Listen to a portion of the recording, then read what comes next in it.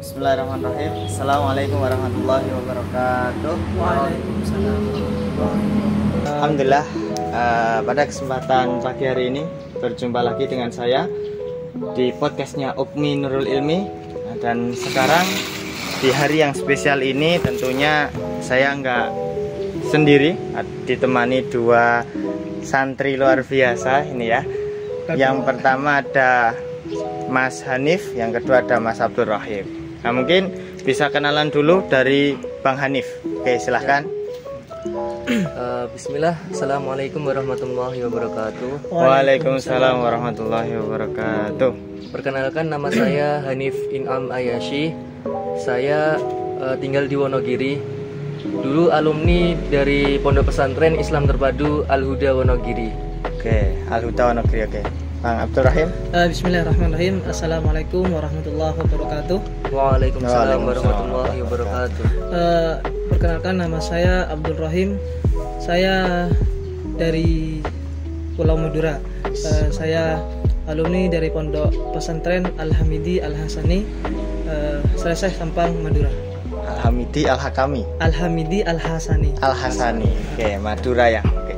Ada Bang Hanif, beliau dari Wonogiri ya. Iya. Nah, ini satunya dari beda pulau. Nah, jadi dari Pulau Madura, luar biasa. Oke, teman-teman, semoga teman-teman semuanya dalam keadaan sehat selalu. Pada kesempatan kali ini tentunya kita akan mengupas sedikit banyak tentang kehidupan santri tentunya di zaman yang sekarang ini, zaman milenial, gitu ya. Oke, yang pertama ke Mas Hanif dulu deh, ke Bang Hanif. Dulu mondok itu kapan sih? Gitu. Pertama kali mondok, terus tadi katanya alumni ya, berarti sekarang udah nggak mondok gitu ya. Itu kapan tuh mondoknya?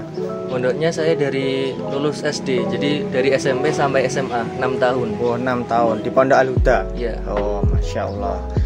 Oke, kalau Bang Rahim?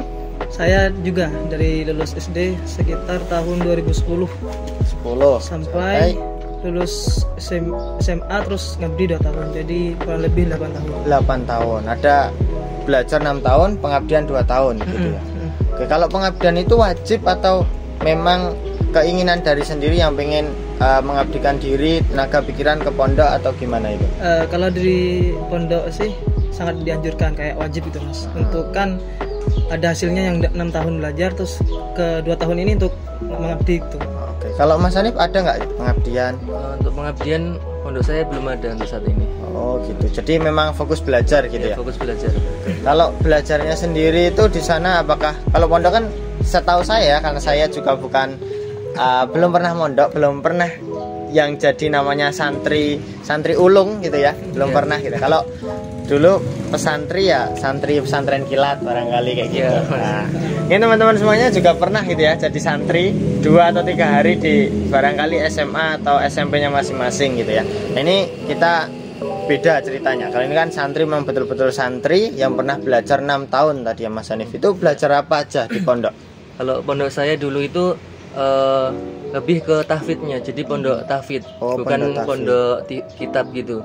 Jadi lebih menekankan kepada tahfidnya. Hafalan, jadi hafalan. Jadi SMP itu minimal hafal 3 juz. Oke. Lulus.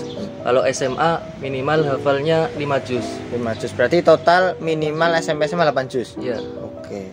Itu syarat lulus atau memang target yang misal saya nggak sampai 8 juz, itu tetap bisa lulus atau memang harus hafal 8 juz baru bisa lulus?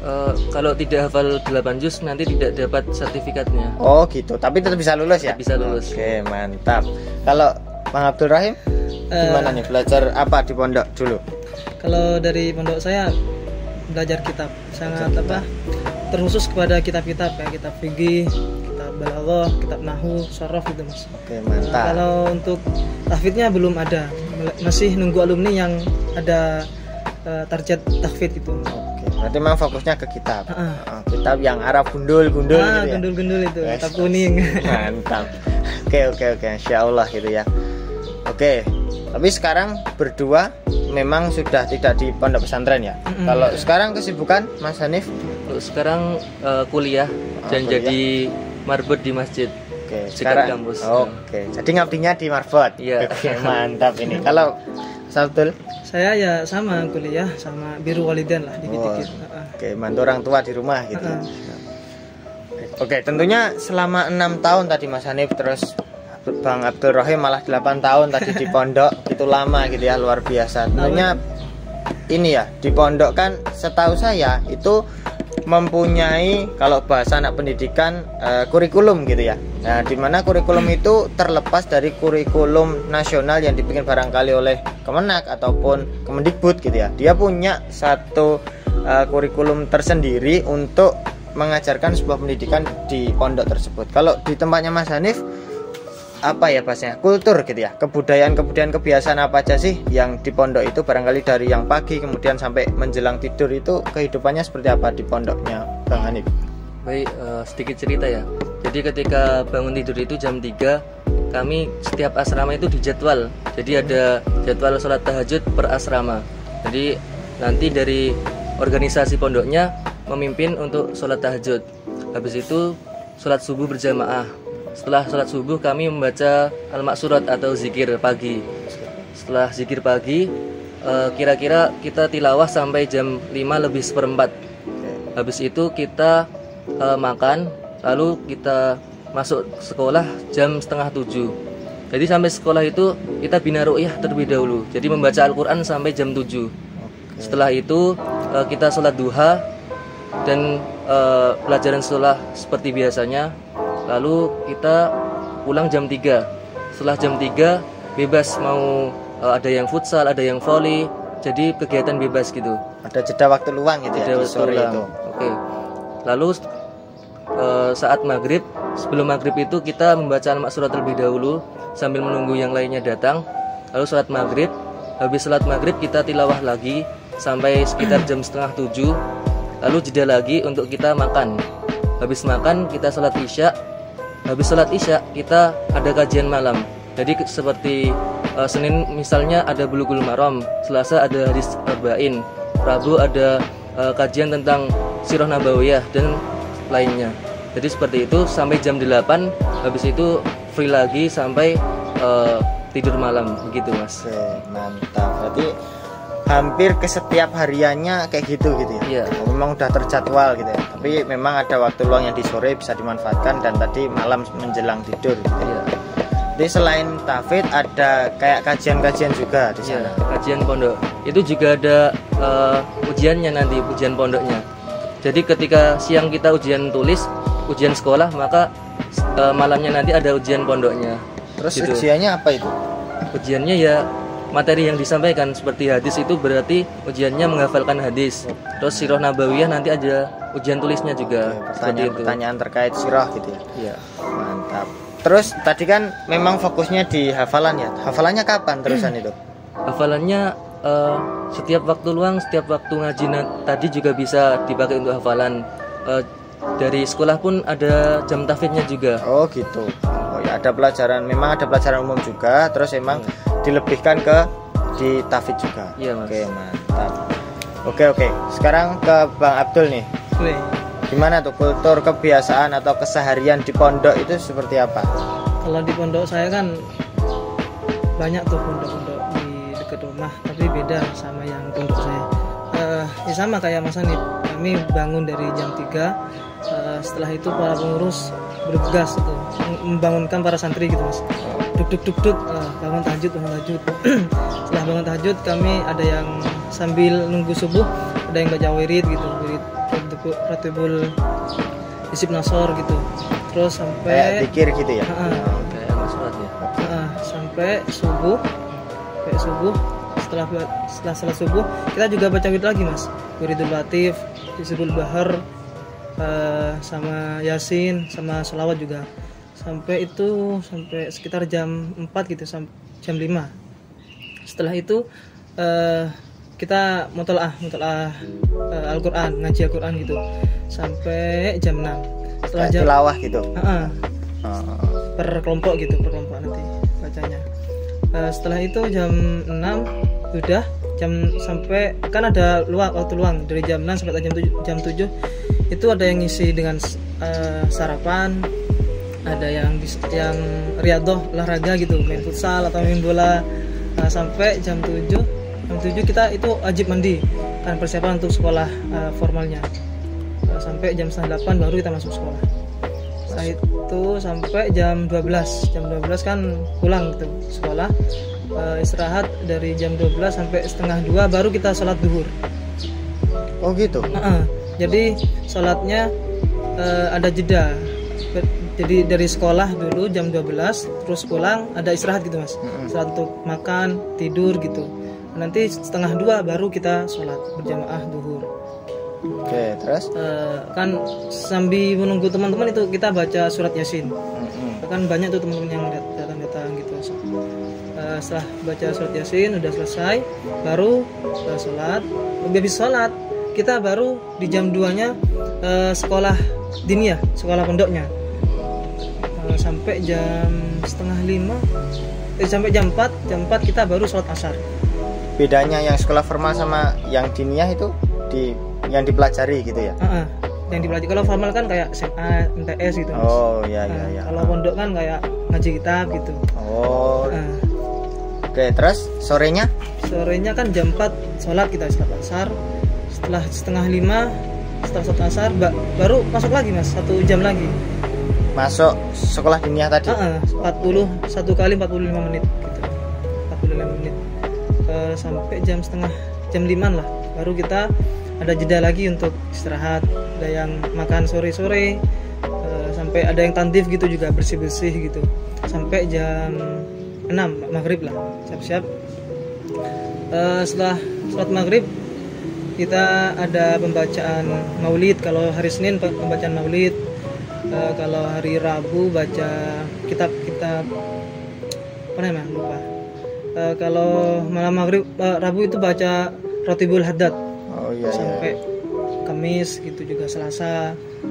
Setelah sholat Isya baru kita ada jeda lagi dari jam sholat Isya sampai jam 8 itu untuk mengisi perut gitu mas. Oke, makan istirahat gitu ya. Makan istirahat. Ada juga yang teman-teman itu main bola juga. Main bola. Malam-malam gitu ya. Malam-malam main bola. Luar biasa anak pondok ya. Senang banget anak pondok itu main bola. Sampai jam 8 kita baru masuk lagi. Masuk pondok lagi mas. Itu kajiannya biasanya kitab Nahwu sama bahasa Arab. Itu sampai jam 9. Dari jam 9 itu sampai jam 11 itu waktu tidur. Diwajibkan tidur jam 10 itu wajib tidur. Oke, udah clear harus tidur gitu ya. Harus tidur. Oke, mantap. Oke, lanjut ya ke barangkali pertanyaan selanjutnya gitu ya. Karena saya kan belum pernah mondok tadi, jadi awam juga di pondok itu. Katanya gitu ya, kalau kehidupan di pondok itu keras gitu ya. Kehidupan di pondok itu keras. Taunya gitu saya. Lah itu apa emang betul sih? Klarifikasi ya ini ya. Di pondok itu memang keras yang dalam artian kalau ada bahasanya santri gitu yang langgar aturan kemudian dihukum yang katanya keras tadi, itu gimana kalau di pondoknya Bang Hanif? Kalau pondok saya dulu kalau ada yang kabur gitu, ada yang kabur pacaran gitu, hukumannya kena ikop digundul mas. Oh, digundul. Sama memakai pakaian kayak kayak tahanan itu ya, namanya SBB, biar selalu berbuat baik gitu. Jadi kemana-mana pakai itu, kayak rompi gitu loh. Oke, mantap. Biar dia jera gitu, nggak melakukan itu lagi. Sama kalau dia pacaran gitu nanti di sidang, ikhwan sama akhwatnya diketemukan sama ustadznya lalu di sidang, kenapa melakukan seperti ini gitu. Dan nanti juga mereka juga yang ikhwan tadi pakai kayak rompi itu, yang akhwat pakai kerudung tapi yang tembel-tembelan gitu loh. Jadi 3 hari mereka pakai itu, harus pakai itu. Sekolah pun mereka pakai itu.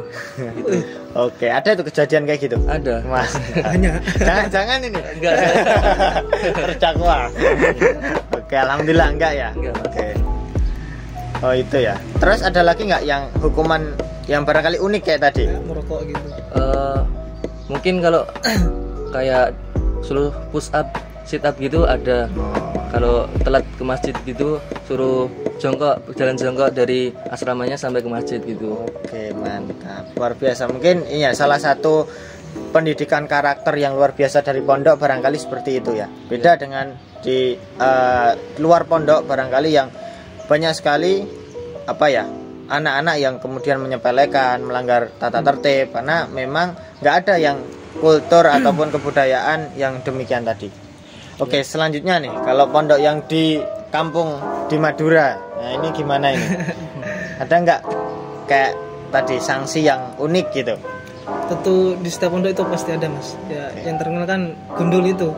Kalau di pondok saya kalau pacaran gitu, terus merokok itu pasti gundul. Gundul gitu ya? Gundul. Habis? Habis, ngonyak mas. Kata orang Madura ngonyak gitu, polos. Oke, mantap. Aduh. Pernah? Enggak lah. Oh, alhamdulillah nggak pernah. Berarti santri yang baik gitu ya. Alhamdulillah. Ada lagi yang selain digundul barangkali? Ya kalau syarat gitu kata mas ini kabur dari pondok gitu, sanksi berdiri di setelah ba'da maghrib berdiri gitu mas di depan anak-anak gitu. Sambil nanti dipukul sama rotan. Dipukul sama rotan? 10 kali. Kalau kabur tadi ya? Betul-betul dipukul? Plus botak biasanya. Plus botak juga. Masya Allah, mantap ya. Terus kalau telat jamaah gitu, misalnya telat 1 rakaat itu pukulannya 2. Kalau 4 berarti 8 bulan. Dikalikan 2 ya? Dikalikan 2. Mantap banget ini ya. Sampai merah nanti tanah. Luar biasa. Ini yang mukul itu ya ustadznya. Apa sih bahasanya? Asatid. Oh, asatid. Oke, asatid. Jadi manggilnya ustadz. Ustadz. Namanya asatid, dipanggilnya ustadz. Asatid kan bahasa Arab gitu mas. Oke. Ustadz gitu. Ustadz. Oke, gitu ya. Luar biasa ya. Nah, ini keunikan di pondok barangkali. Jadi anak-anak pondok itu ya memang terkenalnya anak-anak yang luar biasa karena ditempa dengan yang seperti tadi diceritakan, ternyata memang demikian kalau di pondok gitu ya. Oke, mantap. Terus kalau dari teman-teman nih, dari Bang Hanif maupun Bang Abdul Rahim, ada nggak sih? Mestinya ada ya, karena 6 tahun, 8 tahun pengalaman yang begitu berkesan nih selama di pondok. Dari Bang Hanif. Untuk pengalaman saya sebuah kebersamaan gitu. Jadi kebersamaan di pondok ini tidak bisa didapatkan di luar pondok. Jadi seperti ketika kita bangun tidur kita ketemunya si A, kita ke sekolah ketemunya juga si A, kita makan ketemunya si A. Jadi sebuah kebersamaan di pondok ini seperti sebuah ukhuwah yang erat yang sudah kita jalin. Jadi ini tidak bisa kita putuskan sampai saat ini. Dan juga alhamdulillah ketika saya SMA, saya diamanai sebagai ketua organisasi santri ya. Ini sebuah pengalaman yang menyenangkan sekali bagi saya karena saya bisa belajar bagaimana mengurusi santri-santri yang dari SMP sampai SMA. Jadi ketika OSIS itu kan hanya SMP, OSIS SMA juga SMA. Tapi saya mengurusinya dari SMP sampai SMA. Dan ini sebuah pengalaman yang sangat luar biasa. Bisa berdiri di hadapan semua santri. Dan ini sebuah kebanggaan tersendiri bagi saya karena bisa mencapai di tingkat ini gitu. Luar biasa, mantap. Tadi ceritakan ukhuwahnya ya, luar biasa. Malah nggak bosan itu mas? Nggak bosan. Nggak bosan ya, 6 tahun ya. Yang dilihat itu gitu ya, nggak bosan ya. Barangkali luar biasanya anak-anak pesantren gitu ya. Oke, terus tadi diceritakan juga pernah jadi ketua, itu organisasi apa? Organisasi santri. Oke, memang yang ngurusi santri-santri gitu ya. Kalau ada yang bermasalah atau kegiatan-kegiatan di pondok gitu ya. Yang ngurusi organisasi ini. Oke, mantap. Kalau di barangkali di kampus kayak demanya gitu ya barangkali. Mantap. Kalau Bang Abdul Rahim nih, ada pengalaman yang terkesan di pondok itu apa? Yang serem atau enggak nih? Ya terserah, boleh ceritakan yang serem. Kok serem itu? Ya, pengalaman yang agak lah. Agak banyak. Oh. Dulu kan bukan dulu ya pas waktu mondok kami kan dianjurkan untuk menjual kalender gitu mas. Kan jadi kalender. Oh, kan tanggalan jadi, itu ya? Tanggalan kan, jadi setiap pondok kan membuat satu tanggalan gitu terus disebarluaskan di pelosok Madura gitu. Oh, berarti keluar memang ya? Keluar. Jadi setiap jual atau? Dijual mas. Sampai kami setelah kan jam 4 kan kami sekolahnya kan udah selesai, baru berangkat sampai nanti jam 10 baru pulang. 10 malam. 10 malam. Keliling Madura ya? Keliling Madura itu Mas, pelosok-pelosok Mas. Luar biasa. Sampai pengalaman yang itu, dari sana kan ada orangnya, dari sini. Terus ketika saya ke sana kok nggak ada orang gitu. Oh gitu. Sampai pernah juga diboncengin sama makhluk itu juga. Wah, luar biasa ya Madura ya. Serem juga nih. Ada orang tapi nggak ada orang gitu ya. Bukan 1-2 kali itu, agak lumayan. Terus untuk pengalaman yang sangat berkesan ketika kita sudah diwisuda gitu Mas. Ketika sudah lulus selama 8 tahun. Kan kami sekolahnya kan mondoknya kan 6 tahun. Terus 2 tahunnya ini juga mondok juga. Ngabdi plus mondok. Ini puncaknya di sini. Untuk jadi asatid gitu, Ustaz. 2 tahun baru kita diwisuda sama teman-teman, oleh wisuda sama disudai oleh Pak pengasuh gitu Mas. Di sana sangat berkesan banget, terharunya luar biasa ya. Biasa. Mantap. Boleh menambahi Mas saya? Boleh. Jadi di pondok saya dulu juga ada wisuda tahfidz namanya. Jadi ketika santri itu hafal 3 juz, maka bisa ikut wisuda. Jadi kelipatan 3, hafal 3 juz, 6 juz, 9 juz sampai 30 juz. Jadi sebuah kebanggaan sendiri bahwa ketika kita maju 3 juz, kita maju di hadapan orang tua kita. Jadi bagaimana orang tidak bangga ketika orang tuanya tidak bangga ketika melihat anaknya maju. Mereka menghafalkan Al-Quran 3 juz gitu. Jadi sampai ketika sampai 30 juz, maka mereka yang hafal 30 juz memberikan mahkota kepada kedua orang tuanya. Jadi ketika seperti mahkota buatan gitu loh. Jadi maju gitu. Sama ketika kelas 11 ada yang namanya safari dakwah. Jadi ketika bulan Ramadan itu 10 hari pertengahan kita ditugaskan untuk ke pelosok-pelosok untuk bisa mendakwahkan di sana. Jadi ketika kita safari dakwah, kita jadi imam, jadi kultum, jadi membantu masyarakat yang di pelosok gitu. Mantap. Jadi kalau dulu di pelosok Wonogiri berarti ya? Pelosok Wonogiri. Luar biasa ya. Luar biasa, oke. Wah, ini kalau bicara masalah kemudian hafalan Quran, kemudian menjadikan orang tua mendapat kemuliaan tentunya. Wah, ini ya nggak mau komen gitu ya, luar biasa pokoknya. Mungkin saya membayangkan yang belum pernah barangkali mondok, kemudian belum pernah diwisuda, sedemikian tadi membayangkan itu menjadi suatu yang sebagai seorang anak tentunya juga bangga gitu ya, bersyukur bisa gimana ya bahasanya, orang tua itu tentunya juga pastinya luar biasa bangganya kepada anak. Oke, ini barangkali jadi motivasi buat saya khususnya dan teman-teman semuanya podcastnya Ukmi untuk tadi menghafal Quran tentunya, walaupun nantinya tidak diwisuda kayak yang di pondok-pondok, insya Allah nanti di surga bakal mendapat tadi ya selayaknya mahkota gitu ya. Oke, luar biasa, mantap pokoknya. Oke, ini kesan yang luar biasa ya. Yang terakhir ini kan tentunya berkaitan, kita ngadain podcast ini tentunya berkaitan dengan Hari Santri Nasional gitu ya, yang dulu dicetuskan barangkali resolusi jihad oleh Kyai Hasyim Asy'ari gitu ya, untuk membangkitkan semangat para santri, kemudian para pejuang muslim khususnya gitu ya, untuk kemudian berjuang dalam rangka kecintaan kepada NKRI gitu ya. Luar biasa. Kalau beliau menyampaikan, Kyai Hasyim Asy'ari itu adanya hari santri ini tidak semata-mata khusus ataupun hanya diperingati oleh para santri, tetapi semuanya yang dia adalah pejuang dalam rangka kecintaan kepada NKRI dan di dalam dirinya punya kalimat la ilaha illallah, nah itu dialah yang tentunya harusnya gitu ya bangga dengan adanya Hari Santri Nasional ini.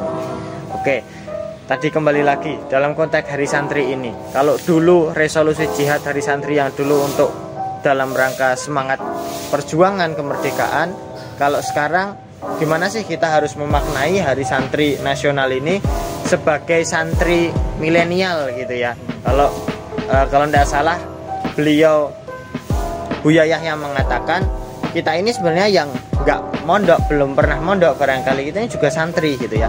Karena di zaman sekarang santrinya berbeda. Kalau zaman dulu harus di pondok dan lain-lain gitu ya. Kalau sekarang kita cukup dengan HP kemudian menonton YouTube gitu ya. Kita mendengarkan ceramahnya atau nasihatnya dari beliau-beliau para asatidz kita, ustadz-ustadz kita.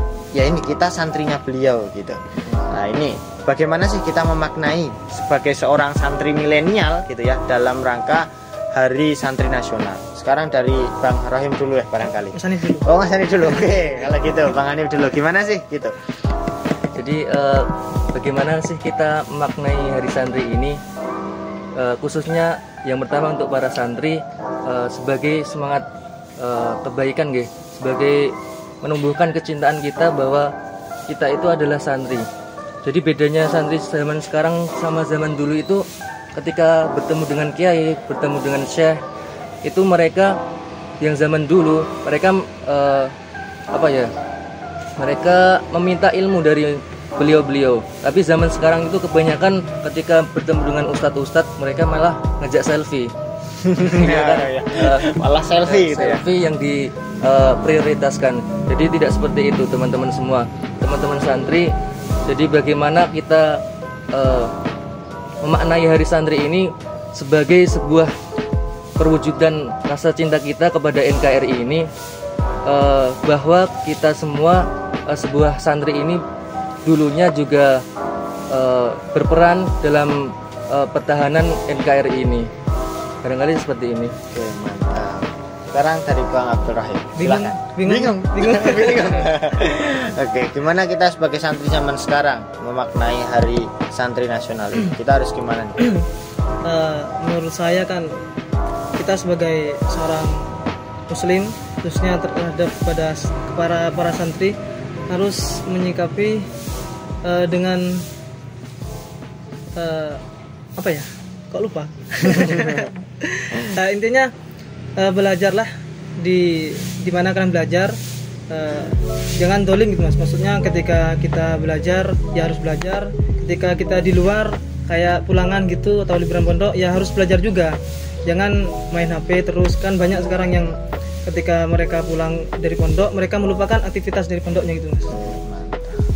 Sekian itu mungkin. Oke, saya menyimpulkan dari kedua teman-teman kita yang ada di sini tadi ya, santri-santri ulung gitu ya.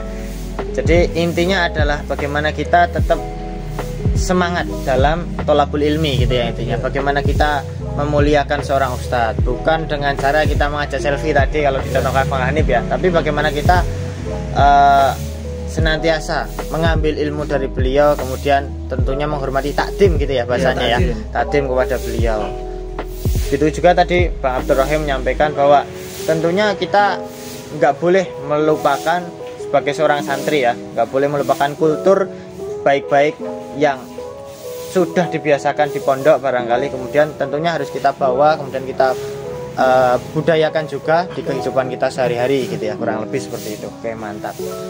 Oke, terima kasih sekali atas barangkali obrolan kita pada pagi hari ini. Semoga sedikit banyak nanti bermanfaat untuk kita yang ada di sini khususnya, dan tentunya teman-teman di podcastnya Ukmi Nurul Ilmi. Kita lanjut insya Allah kalau ada kesempatan untuk ngobrol-ngobrol, bincang-bincang lagi di pertemuan berikutnya. Semoga sehat selalu. Kemudian tentunya bisa istiqomah, saya dan teman-teman semuanya istiqomah dalam kebaikan semua. Amin. Cukup sekian dari kami undur diri bertiga. Banyak salah dan khilafnya mohon maaf. Akhirul kalam, assalamualaikum warahmatullahi wabarakatuh. Waalaikumsalam warahmatullahi wabarakatuh.